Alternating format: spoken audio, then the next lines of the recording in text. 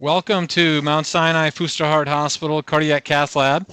It's Wednesday, November 5th, and we're here for our 5th live coronary function testing case. In this cases, we're going through patients that are referred to us and undergo an evaluation, and then we bring them to the cath lab after much discussion to perform invasive coronary function testing to help clarify the etiology of ongoing anginal chest pain. So today, I'm joined by my good friend and colleague and mentor, Dr. Pedro Moreno, to my left. We have one of our interventional cardiology fellows, Neil Patel, Dr. Neil Patel. We have Ashley, our nurse, and Ramon, our technician, who's in the back. And thank you for everybody for coming. If you go to the next slide, please. Next slide. So the target audience for this is really an educational activity that's designed for an interventional cardiologist, clinical cardiologist, any healthcare professionals involved in managing patients with ANOCA, or angina or non-obstructive coronary disease. And what we have found is there's a lot of practice gaps in those patients or in those doctors that perform this. So it's trying to identify the appropriate patients that should undergo invasive testing, reviewing the procedural aspects of invasive testing, and really using those results to help modify an endotype specific treatment. And in doing so, we hope to make our patients feel better. Next slide. So today our learning objectives include reviewing the clinical evidence that supports the use of coronary function testing, review all the procedural aspects of this procedure, including the anatomical, endothelial, and non-endothelial dependent mechanisms, and then apply those results to an up-to-date clinical trial type of method to help treat this patient population, in particular our patient today. Next slide. We do have commercial support for this endeavor through Abbott, and we do have some off-label use of a device. Next. So with that, I mentioned Dr. Moreno and myself as Joe Sweeney. I'm really pleased to introduce one of our colleagues, Dr. Arlene Barsegian. She's coming to us live from UC Irvine out in California, Los Angeles. Dr. Barsegian, welcome. Thank you so much, Dr. Sweeney and Dr. Moreno and the staff there at Mount Sinai. I'm very excited to be here. Dr. Barsegian trained not far from here, just down the road at Lenox Hill with some of our good friends, and she made her way out west where she's doing a significant volume and has been doing a significant volume of coronary function testing. So we're really excited to have her here today to get her take on how we do this and how to interpret our results, and we can learn. So with that, let's get to the case. Eileen, are you able to hear me okay? I hear you perfectly. Fantastic. Okay, so this is a 55-year-old female who carries cardiovascular risk factors of prediabetes and hyperlipidemia for the past 15 years. She does have obesity and a family history of coronary disease. She works in Manhattan here as a chef. She does not smoke tobacco. She had a sister with a premature myocardial infarction at the age of 48. Her BMI is 34. Her pertinent labs, she has an A1C of 6.2 and an LDL cholesterol of 110 milligrams per deciliter with a normal creatinine and renal function. Her current medications include atorvastatin 10, isosorbide mononitrate 30, meloxicam 15, sublingual nitroglycerin as needed, and omeprazole 40 milligrams. So her clinical story is interesting. So about 1 year ago, she developed mild to moderate substernal chest pain. Prior to that, she had nothing. And she described it as chest burning after heavy exertion. And it really progressed over the past 3 to 4 months. Now she gets symptoms after less than 2 blocks, so consistent with class 3, or less than 1 flight of stairs, and very typical anginal symptoms. She's been to an emergency room, a local emergency room where she was ruled out for myocardial infarction after presenting with chest pain, and she was discharged without any change in her medications. She followed up with a primary care doctor who then sent her to a local cardiologist, and the local cardiologist decided to do some non-invasive imaging with a stress test, which she performed, and she walked about 6 minutes on the treadmill and dropped her ST segments, approximately 2 millimeters in the lateral leads, V3 through V6. On immediate echo imaging, she had normal LV function, and the test was determined to be negative for ischemia, but with positive EKG findings. And there was no limitation or exercise-induced chest pain on that study. Given these findings, the referring cardiologist started on a long-acting nitrate and gave her sublingual nitro for what he thought was probably coronary disease, and then followed that up with a coronary CTA. And that showed a calcium score of 0, but no visible coronary atherosclerosis or stenosis. So he was scratching his head a little bit and thought maybe this could be microvascular disease. There was a component maybe related to food. So he put her on a PPI and put her on an NSAID for what also may be some musculoskeletal etiology. But on my history, it seemed more classic anginal symptoms. So she's been on these medications. She returned to another emergency room about a month ago, and again was ruled out in discharge on the same medications without changes. And it was at that point the referring cardiologist sent her here for an evaluation for possible coronary function testing. That cardiologist had seen some of our live cases and thought this might be the right test for her. So the idea today is we'll do a left heart cath with comprehensive invasive coronary function testing. We'll go to the next slide here. Oops, let's go back. So this is her study done here. This is her coronary CTA. You see a beautiful LAD right down in the anterior wall of the heart, the circumflex going high in that left image. That's a nice image of the LAD, and then the RCA on the right. Non-obstructive disease on our CTA here, again, a calcium score of 0, and her baseline EKG you can barely make out was completely normal. So we started today's case with a diagnostic angiogram, which we'll play here for you. Dr. Moreno will play that. So her LAO-caudal view, or REO-caudal view, is pretty normal. I didn't play that. Cranial view, a little bit mild stuff in the ostial LAD, but a beautiful looking LAD. Large caliber, maybe a mild stenosis in the mid-segment, more mild diffuse disease, but nothing obstructive here at all. Go back to the LAO-caudal. You can see here's the LAO-caudal or the spider view. You see a nice big circumflex feeding the posterior wall. And go forward.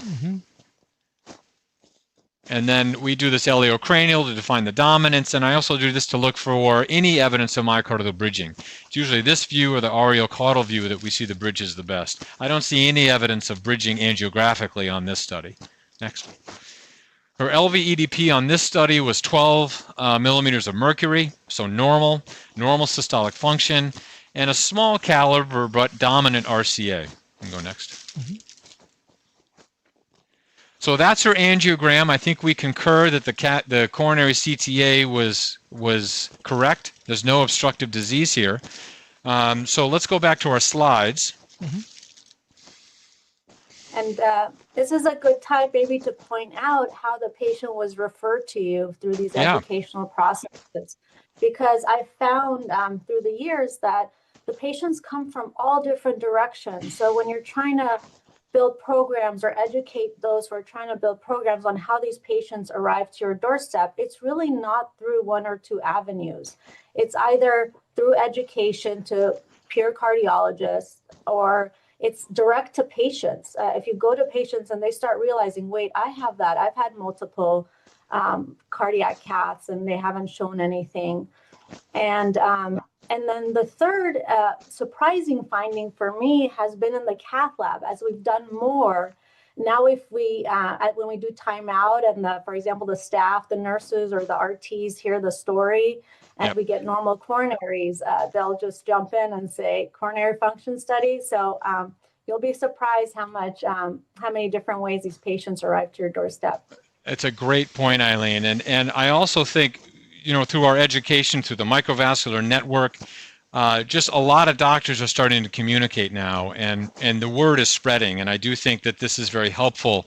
And you're right. When you have a successful patient that you can treat with symptoms with this type of entity, they have friends and they tell their friends who are having the same problem. So it cascades, and you're exactly right.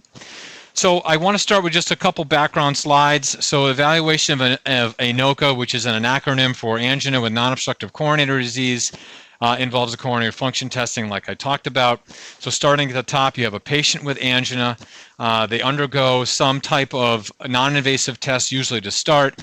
Either it's a CAT scan or an echo or a stress test, and it is basically unrevealing. We then bring him to the cath lab and we do an angiogram like we just did, and we confirm indeed that there is no obstructive stenosis. If you do see any obstructive or intermediate lesion, while then we go ahead and proceed with either resting full cycle ratio for non-hyperemic assessment of obstructive disease, or even an FFR, a fractional flow reserve, to really confirm that this is non-obstructive. And if it is indeed non-obstructive, these are then the patients that want to go down the cascade of coronary function testing. And going from the left to the right, when you do a coronary function test, you are trying to identify 5 specific endotypes, which help dictate therapy. So we can identify a coronary microvascular dysfunction, which involves using medications like a stress test called IV adenosine, and testing how the microvascular system is functioning. We can see microvascular spasm. That's something we see in an EKG here. We can identify endothelial dysfunction through the use of acetylcholine. And we can also define epicardial vasospasm, which we can see angiographically, but also through intracoronary imaging. And then lastly, you see epicardial spasm. So this is the bread and butter epicardial focal coronary vasospasm to provocative testing, which is what we'll do today. So once you have those, once you do that full testing, then you can really identify these patients. And I would say the literature right now is identifying about probably 50 to 60 patients with ANOCA have some type of endotype that can help them. But on the contra side of that, there's 40% of patients that really have nothing as far as we know. And that's a very powerful marker, because you're able to pull off medications and give reassurance to these patients that they're not going to have a heart attack and they don't need to go to the emergency room. And from what I found, that's very, very reassuring. Next slide. So our protocol here at Mount Sinai is on the right. We start with an angiogram. We then go up with a guiding catheter. We focus on the left system, so the left main, LAD, and left circumflex, and we infuse acetylcholine. Acetylcholine comes as an ophthalmic preparation, which we have a really nice relationship with our pharmacy here. They're able to prep this for us in about 20 minutes. So we can call for it, it'll come down in a pre-mixed syringe, and we do it in titrations. We start with 20 micrograms infused over a minute, minute and a half. We retest with an angiogram, and then we titrate up to 100 micrograms, which is the vasospastic dose, and retest with another angiogram assessing for coronary vasospasm. We'll go through what those criteria are. Again, looking for symptoms of chest pain and EKG changes as well. And then we switch gears. We reverse all that acetylcholine that we gave with intracoronary nitroglycerin, and then we drop down our CoraFlow wire. So the CoraFlow wire was brought to us and really brought to the market by Abbott. This is a wire that has a pressure and a temperature sensor to measure the flow down the coronary artery after a thermal dilutional bolus. And we do that here through our cath system, and we'll show you how we do that. And from that, we're able to calculate a number of variables, including the coronary flow reserve, the index of microvascular resistance, as well as some other non-hyperemic indices, which we'll talk about. But that is our protocol. There are different protocols around the country and the world how people do this. Eileen, how do you guys do yours? Yeah, so we adopted our protocol based on the WISE study, and so it's almost flipped in the sense of we do preferentially have radial access, which has its own challenges, which also means no nitroglycerin cocktail in advance when we plan these tests. And then we start with the adenosine IV portion, the CFR portion of it, and then proceed with graded acetylcholine, and finally the intracoronary nitroglycerin component of it. So that's the order we go in. I certainly appreciate the reason to go in this order, where you start with acetylcholine, eliminate any spasm component that might contribute to your subsequent adenosine measurements. But that is our protocol. And no, that's great. You're right. That was the protocol used in the Y study. One caveat with regard to access, we did do ephemeral access on her. Her radial pulses were not the most robust, and in a live case, I want to have control over the access, not giving medications and so forth. So I did opt to go. We have been dipping our feet in doing the coronary function testing with radial access. Dr. Moreno's done quite a few of those, as have I. So we're probably about 50-50 on that, but we would like to get more, and I think as we get more comfortable with it, we will proceed to do so. But everybody loves radial access as well. Yeah, it certainly has its challenges in this patient population because remember, some of these are coming in with spasm, and now you can't even, if you believe in the cocktail or not, you're not giving it. Yeah. So sedation up front has been sort of my go-to, and then let it fade when it's time for the acetylcholine testing for a portion of it. But I do think with this technique, with the CoraFlow wire and the thermodilution technique, guide engagement is key to success. So just ensuring that you have a proper guide engagement is key to getting accurate numbers. So however you get there, I think absolutely. Absolutely. We'll go through that. I agree with that completely. So our acetylcholine that we use, as I mentioned, this is a Myocol E, an optimal or an intraocular solution. Like I said, our pharmacy makes this for us. We were starting to use, when we first started, we used a lot of dilutions. I think most of us have now switched to doing an endothelial dose, which is 20 mics, and then escalating right up to 100 micrograms for the vasospastic dose. In females, I typically stop at 100. In males, if they're not spasming after 100, I will go to 200 at times. Not every time, but that is really what our practice, most people should follow. The caveat to this is I think there's a lot of trepidation to use this, and what we have found and what everybody has found, this is a very, very safe medication. The biggest side effects and the risks that we see are just bradycardia. Occasionally we'll see a pause or a heart block that really is dependent on the rate in which you're infusing the acetylcholine. And the minute you stop or slow down, it comes back and it resolves. I've had a few cases of very transient atrial fibrillation, which typically self-resolve on its own. So very, very, very safe, and we're getting more and more experience with this as the time goes on. Yeah, and not to add to the variation, we use the graded acetylcholine protocol, which is, if you want a reference, the Stiletto paper has a good breakdown of the concentrations. And we do use the assist system, the power injector, which I saw from prior videos. You have manual. So my first case, I loaded the guide. The first case I ever did, I loaded the guide with the acetylcholine because otherwise it's going to take a long time to get through wash through the guide. And correct.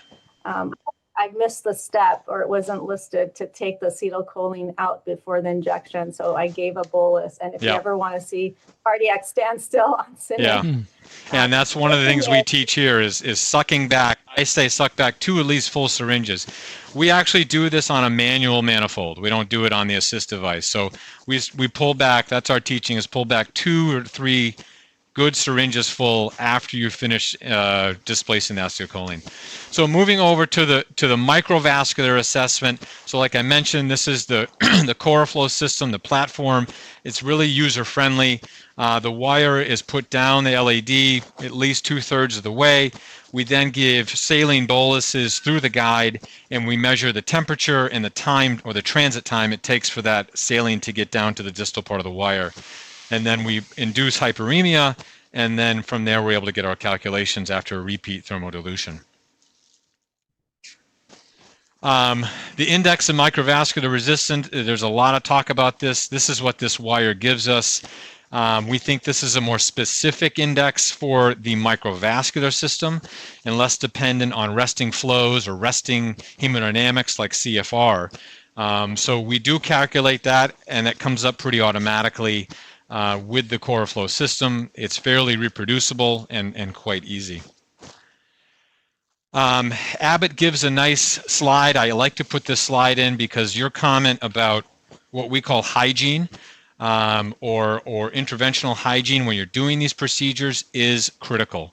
So number one is the C, so cath CMD. C is you got to have correct catheter engagement. You have to be coaxial and in the left main, otherwise you're going to be giving these medications in the aorta. You have to advance the wire down. We say at least 5 to 6 centimeters or 60 millimeters, which is essentially 2/3 of the way down the LAD.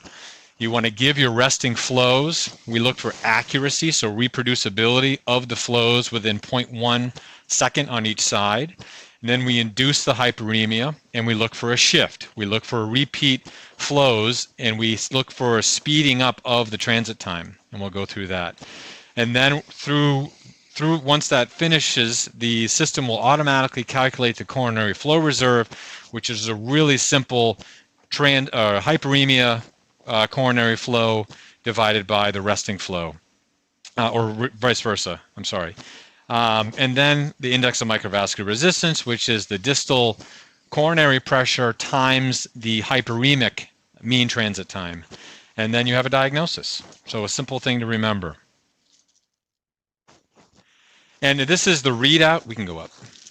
This is the readout that we get from the CoraFlow system that tells us everything that we just talked about, which is the CFR, the IMR, they give resistive reserve ratio, all the numbers you want in a nice readable screen, which then can give us the information that we're looking for. And it's a good time to just kind of absorb that information on that screen. It captures a lot of information, and it's a great example of a very normal study, that snapshot you put up with a CFR of 7 and IMR of 9. Yeah. Which, we don't get a lot of those because their pretest probabilities are high when they come to our cath lab. Exactly. But the display also shows the points at which the thermodilution injection is given. And then also it captures hyperemia. So you really want to see that blood pressure drop when you're doing your thermodilution injections to get your transit time. So we'll repeat a guide shot, but we went up with a guide, and you can see here we engage. We do not give any intracoronary nitro for obvious reasons. We don't want to cause dilatation. However, I will say when I have gone radial, I've given nitro, and I don't think it actually affects it. Whether it's the time has gone away where the nitro is gone by the time we do the acetylcholine, or the amount of nitro we give peripherally in the radial artery is not going to affect the coronary artery. So higher mic? No, we'll stand low. Okay. So we'll take a baseline shot here. Okay. Sorry, I didn't mean to interrupt you, Eileen.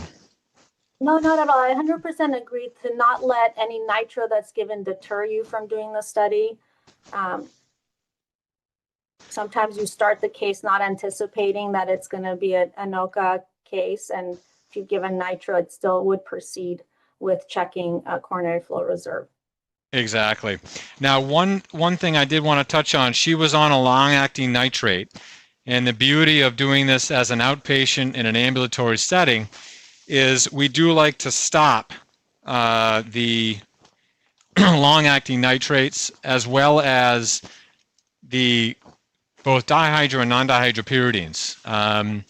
Beta blockers, as long as it's not carvedilol with an alpha, I'm okay with. Or some of my colleagues don't like to do that. But we did stop her isosorbide. Last time she took it was a week ago. And I think that's important. That's one of the struggles that we have with doing these cases ad hoc from the ER, is a lot of them are on these vasoactive substances, which might mask your provocative testing. Absolutely, I agree. We give our schedulers give instructions to the planned cases of holding the long-acting nitrates 24 hours, avoid nitro sublingual 4 hours, avoid caffeine prior to testing, and beta blockers 24 hours. And then in our sort of sheet, it just says for long-acting calcium channel blockers to hold 48 hours. So we right followed now, Ashley has given me the 20 microgram dose of acetylcholine. So what I'm doing is I'm infusing this into our guide. And we have about 3 cc's. The guide system is about 4 to 5 cc's with the extension. So what our protocol is we want to at least infuse at least beyond 5 cc's to displace that acetylcholine downstream. So very similar to what you did when you did your first case. That is how we do it. We start a timer. And I'd like to add that patient did really well because it is very safe. The acetylcholine is very short acting, Yep. As you mentioned. And so before I could even process what happened, the patient said she's fine. Good. So we see our resting heart rate is 40. So I am now infusing this through the use of my hand with a syringe. I'm watching a 12-lead EKG, and we are watching her closely. Now, mind you, these patients typically get sedation. So I find the advent of chest pain is actually quite rare. I don't know what your findings are on that. If I've seen it, it's the one. It might be the one thing that they have, and it's very clear. The patient will say, "What? That's the chest pain I get." They will. Yep. Validate it, but rare. So I'm doing this at a relatively slow rate. Again, the 20 microgram dose I want in usually about a minute and a half. Nothing more than that. The 100 microgram dose, I'm a little bit gentler, but she seems to be tolerating this very well. And it's important to note here that you do have your multi-lead EKG up while you're doing this, because most monitors just give 3 leads of display. So you want to expand the EKG. So this is the step you were talking about, Eileen. So ideally all of my acetylcholine should have gone in, but any residual in the guide I am sucking back now. Okay, so very, very important. In addition, whenever you're administering acetylcholine, our adamant rule is you have to have at least 2 syringes of nitroglycerin right next to your guide. Very, very important. So then I just slowly see that I have dye, and then we take an EKG. This is our 20 microgram dose EKG. All right, so she's already spasming. So that's pretty impressive. Diffuse spasm down the entire... So that's on 20 mics. So do we go to 100, or do we say we've achieved what we achieved? I think I would call this pretty diagnostic myself. I think I agree. I think I agree. I don't think we need to close the LAD to prove that she's going to have a response to 100. So given that, impressive response. Wow. Yes. So now I'm going to reverse it. Before I reverse it, though, she's very stable. I do like to look at the circumflex as well.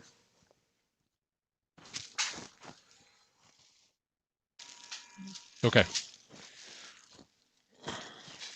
Mm-hmm.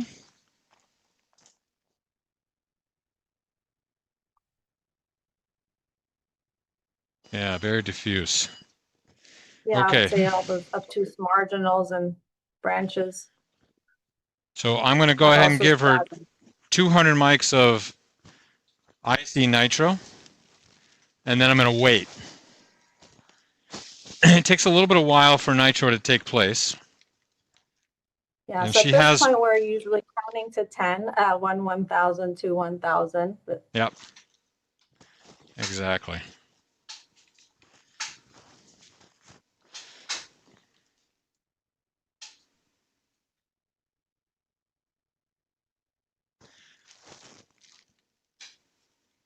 And here's our post-nitro. So completely resolved. Yeah. It's a beautiful case of pretty remarkable spasm after a very, very low dose. And I agree. 20% dilation, for sure. Yes. I completely agree. So the criteria, the Covadis criteria for coronary vasospasm, just to review for everybody, is angiographically anything more than 90%, which we see it in that distal LAD. Symptoms of chest discomfort or ST segment elevation or depression or changes. And what they say is that you really, at least in that criteria, you need to have all three. And I don't know, in my experience, I don't know that I've had all three in many cases. Certainly in this, I think I would term this coronary vasospasm. Correct. I think this is a pretty impressive case of that. We have a question in the chat. Does verapamil affect accurate measurement? And is there chest pain or EKG changes? So there was no chest pain, and we saw no EKG changes to speak of. Yeah. What was the first part of the question? Does verapamil affect accurate measurement? I'm thinking maybe verapamil, if it's on board prior, perhaps as a. Oh, I'm sorry, I didn't understand that. Yeah, it's a good question. I don't know that we have clinical evidence to suggest that verapamil blunts it. I think intuitively it does. I know Samit Shah, as part of the Discover ANOCA, is going to have a huge data set up there in New Haven that I think he's going to be able to help us with that answer or that question for sure. That's one of the many registries out there right now. So now we're going to go with our Coroventus or CoreFlow wire. Dr. Moreno is going to wire this.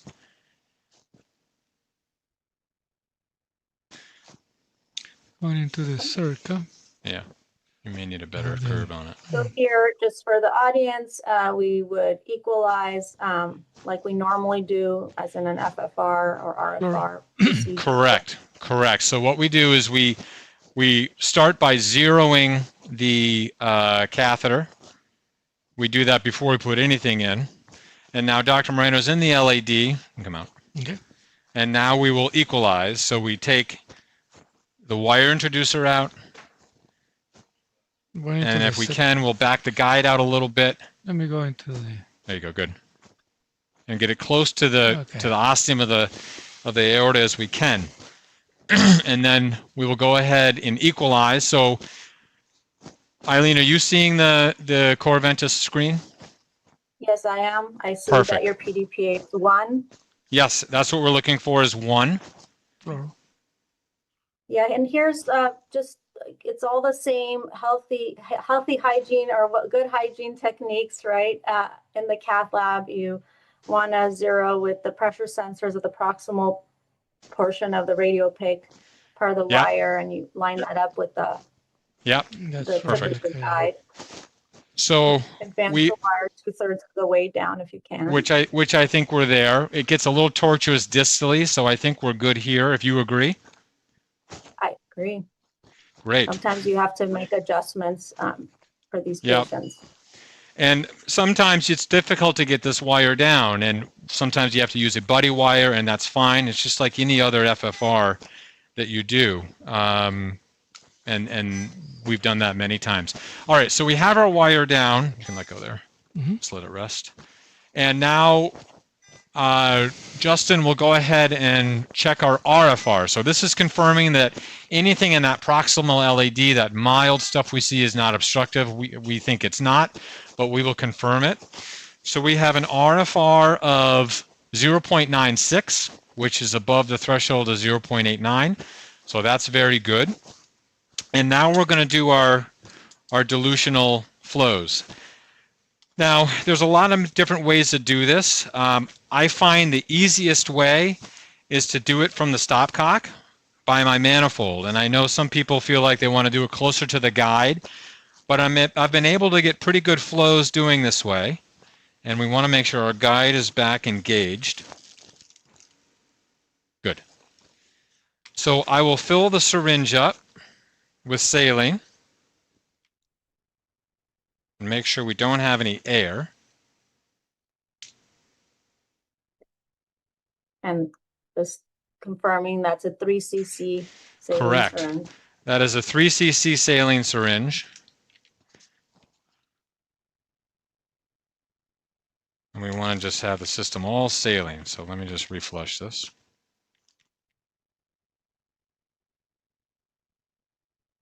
So because we use the assist system, we hook up a 60 cc syringe with saline, a 3 cc for the injectate, and then a 3-way stopcock, and we connect that wet to wet at the TUI. Okay. So that's how we get around our system. Okay. So now we have a 3 cc. So we're going to do a test flow here. And we do a very brisk and then put it back on pressure. So that is measuring the time it takes from the guide down to the proximal part of that dark part of the wire. And then we'll repeat it. And really you want to have the same person that's doing the baseline do all three of them. You want to have consistency. So 1.82.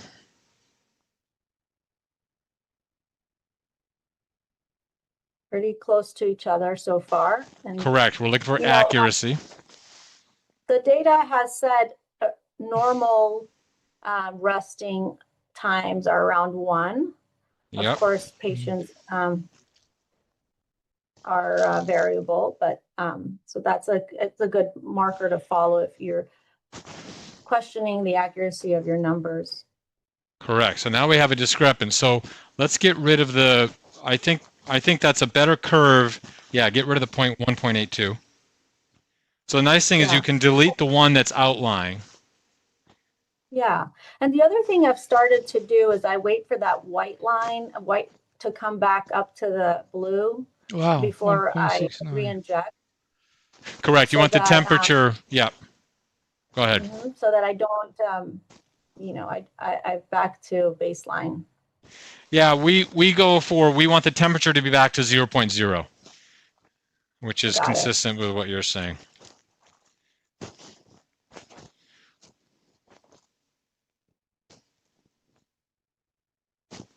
That one didn't take.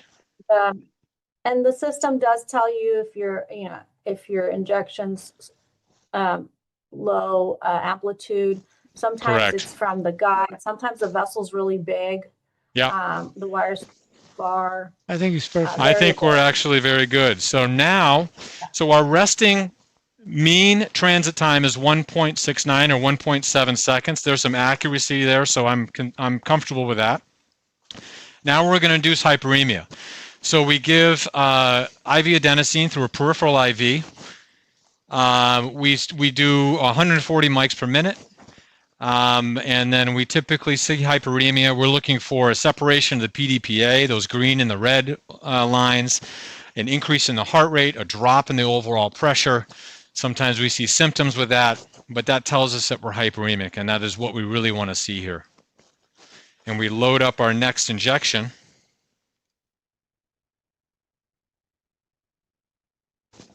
And again, same person that did the baseline should be doing the hyperemic. Correct. And this is a little different when we did the Doppler, because the Doppler was a continuous measurement. For this, you need to get 3 measurements, and you try to get them when that temperature is back to the baseline. So as soon as, rather than waiting, for example, to the 2.5 minute mark, like we did originally with FFR, once you achieve hyperemia, I usually start gathering the data because I need to get the accurate injections. And, so our heart rate's gone up here now a little bit, so I think we're getting close. Getting close, yep. And sometimes you get that rebound, the first rebound after hyperemia on the graphs. And so if you try to do thermos there, you may get different numbers. So I wait for it to drop a second time. Yeah. And I typically, by my experience, it usually takes about a minute and 10 seconds before to get really hyperemic. Okay, Justin, ready? So you can see that dagger. So that dagger really shows an enormous, robust coronary flow. Right, and a fast transit time. Yeah. And we also want to check that our wire hasn't drifted. Obviously, if you increase the distance, it's going to change the transit time. Pretty reliable numbers. Yeah. These are very reliable. That's right. Great accuracy here. That's the key. Okay. Great. I think that's good. So we see a nice shift left, which tells us her IMR is probably going to be normal. You can stop the adenosine. Yeah. Actually, do an FFR first. Okay, so our FFR is 0.95. That's consistent. Now we'll do a pullback. So we do the pullback to confirm that we don't have any wire drift. Dr. Moreno's bringing that back slowly.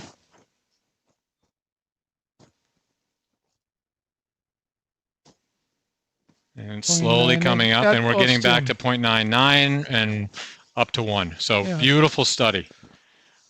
Beautiful study. And, you know, sometimes there is, like you noted, angiographically some mild disease. We have that slight drop probably from just mild diffuse disease, which coexists in this patient population often. Exactly. And then we'll take a final shot to make sure we didn't cause any harm here to the LAD. Looks very good.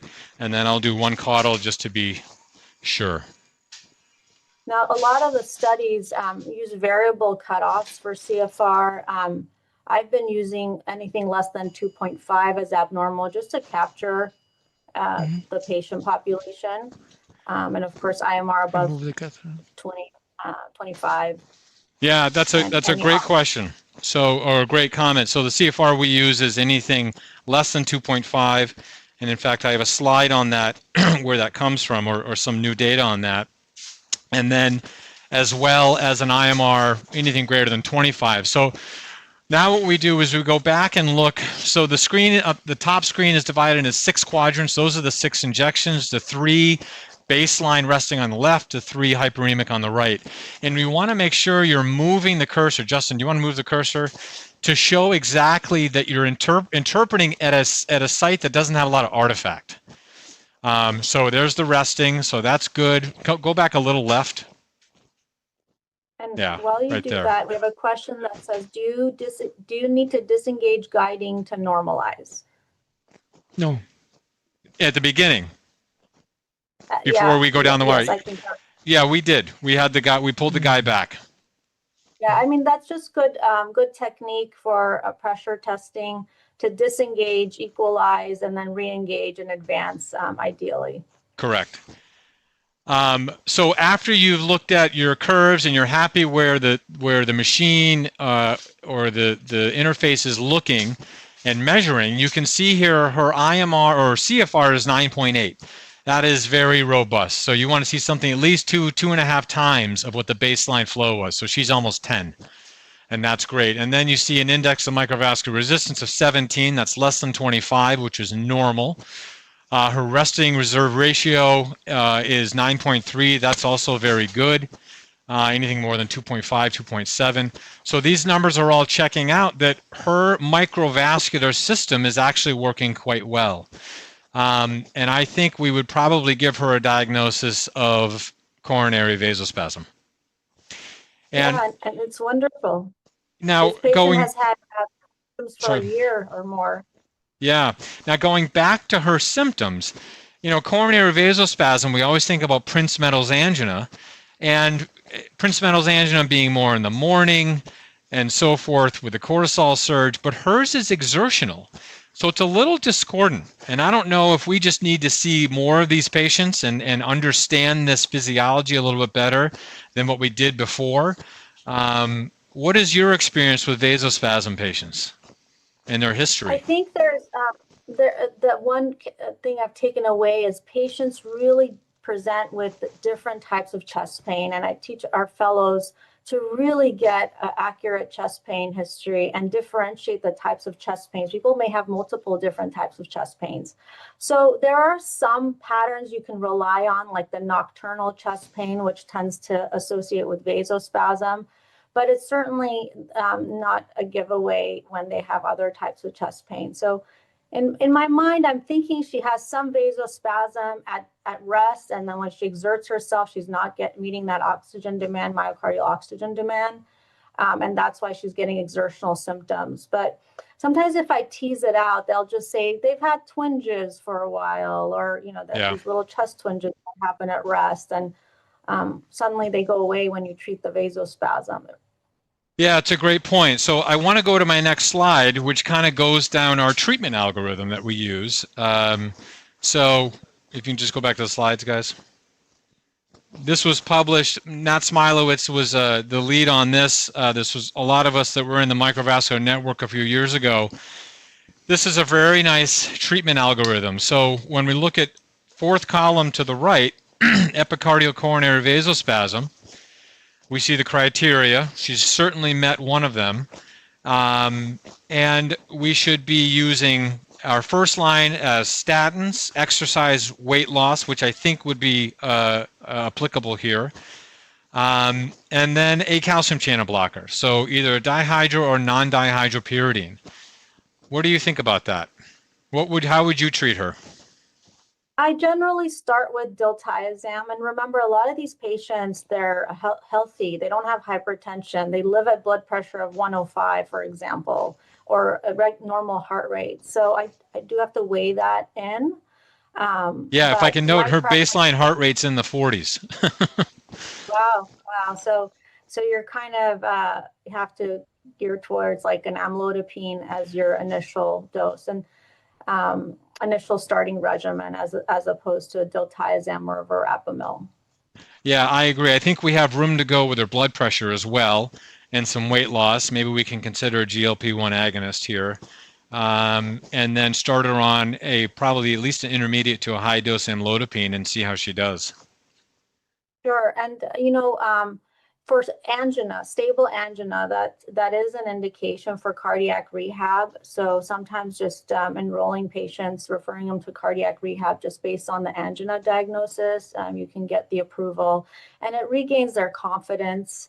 And also they're being monitored. You're making sure that your amlodipine is effective. You're not getting any symptoms with exertion in a supervised setting. Yeah, that's a really good point, and I think I can do better with referring these patients to cardiac rehab. But just looking at her blood pressure is 180 over 80. We have a lot. That's with sedation. So I think we have a lot of room to go here. Now, regarding her medications we can get rid of, now I will keep her on a low-dose statin. She's got a little bit of athro there. The isosorbide mononitrate, I think probably we can keep it on. It is in your second tier of treating coronary vasospasm, and I think what we add will be additive to that.